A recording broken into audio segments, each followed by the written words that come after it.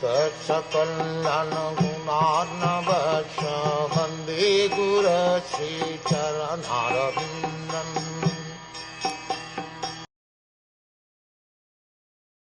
Certainly, therefore, since time immemorial, all transcendentalists have been rendering devotional service to Lord Krishna, the personality of Godhead, with great delight, because such devotional service is enlivening to the self.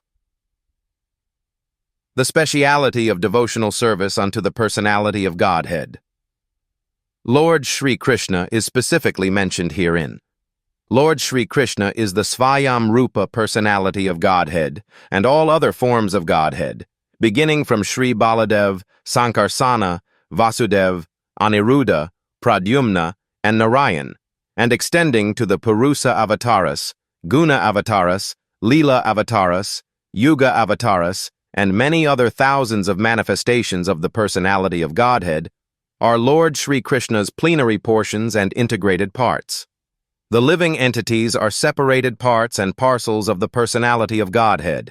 Therefore, Lord Sri Krishna is the original form of Godhead, and he is the last word in the transcendence.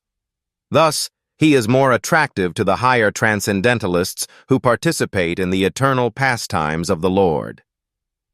In forms of the personality of Godhead other than Sri Krishnan and Baladev, there is no facility for intimate personal contact as in the transcendental pastimes of the Lord at Vrajabhumi.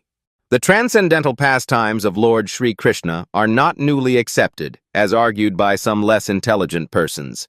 His pastimes are eternal and are manifested in due course once in a day of Brahmaji, as the sun rises on the eastern horizon at the end of every 24 hours.